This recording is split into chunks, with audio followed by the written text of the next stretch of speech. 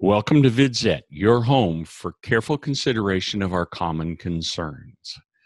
Among the comments on my last post are several that suggest I should stick to medicine and ignore economics because somehow I don't know what I'm talking about. Let's examine that premise. Podcast 82 discussed the idea that the balance of trade deficit is a verbal construct that is designed to make the U.S. look like the victim of predatory practices. Supposedly, they are stealing something when they take our money and send us goods in exchange. But since dollars and Gucci purses are both economic goods, we're sending them an economic good they want, and they send us one we want more in return. That's called free trade. I then pointed out the benefit of foreigners holding lots of US dollars. The dollar becomes a reserve currency for the world. What seems to be a problem for other critics is that they are mixing other financial issues into the balance of trade question. So let's look at the other financial issues. China is supposedly a currency manipulator. President Trump has made this charge a bunch of times. And while in a technical sense it's true, it's also completely meaningless. You heard me. It has no meaning whatever. No government is large enough to control the value of its currency. Depending on how you measure the U.S. money supply, you can get a number between $4 and $20 trillion. Economists argue about the proper way to count it, but with a budget of $3.8 trillion, the most the government can spend or not spend in any given month is only about 8% of the lowest estimate. That just isn't enough leverage to have any real effect. The Federal Reserve can't do much either. If you look at the effect of the Fed's Open Market Committee's actions, you'll discover there is no predictable effect of the FOMC on the value of the U.S. dollar. The reason is simple. Nothing the Fed can do is an appreciable portion of the world's entire $78 trillion economy. And by the way, currency exchange is about $4 trillion a day. Currency manipulation is simply bogus. My years of currency trading verify this. What about China holding so much U.S. debt? Most understanding of debt suggests that the borrower is the slave of the lender. That would suggest that the U.S. has to do whatever China says. But there's one thing missing from this equation. If the two countries ever came to blows, the U.S. could simply void all its debt obligations to China, completely bankrupting China.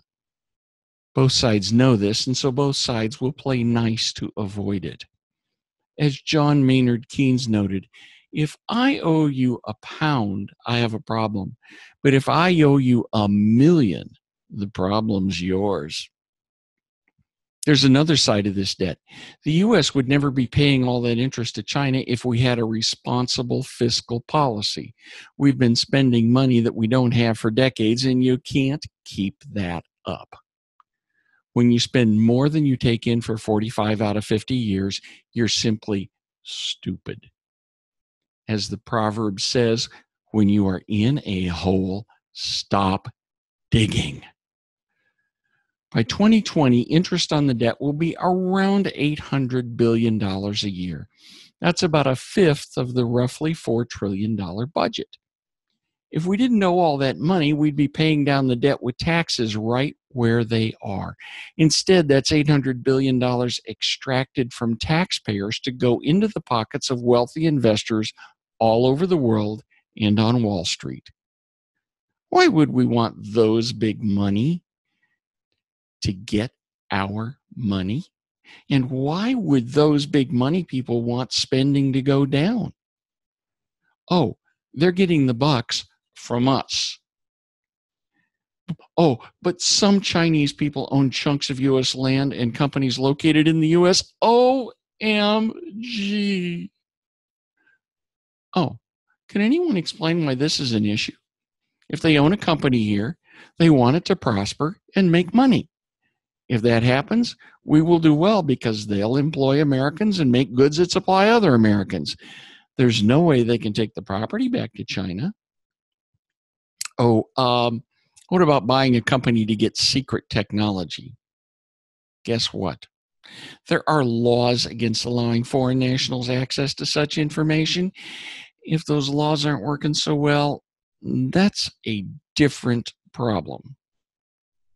The Chinese are well known for stealing intellectual property.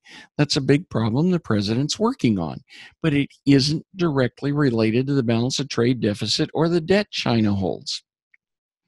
Let's put this as simply as possible. Many critics love to mix multiple issues together to get to their preferred answer. But if you focus on one single issue, it becomes very clear that a balance of trade deficit has absolutely no meaning. You heard that right. No meaning. China's massive portfolio of U.S. debt is a different question. It sends American tax money to China, but actually handcuffs China with regard to how much it can do against America.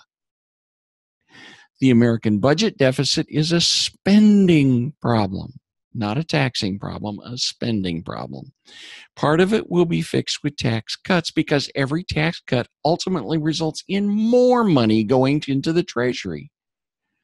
The rest has to be fixed with spending cuts. So will I stop talking about economics? In 2 words, no. What I'm saying is solid economics. If you have an argument with what I say, engage with the issue. Don't just stand there and say I'm wrong. If that's all you can do, you're a troll, and I'll treat you accordingly. On a different note, shortly I'll be doing some YouTube live broadcasts. If there's a particular day and time that are better for you, put it in the comments. Until next time, please remember to like VidZet on Facebook, follow VidZet on Twitter, and support VidZet at Patreon. I'm Dr. Ted Noel, and thanks for watching.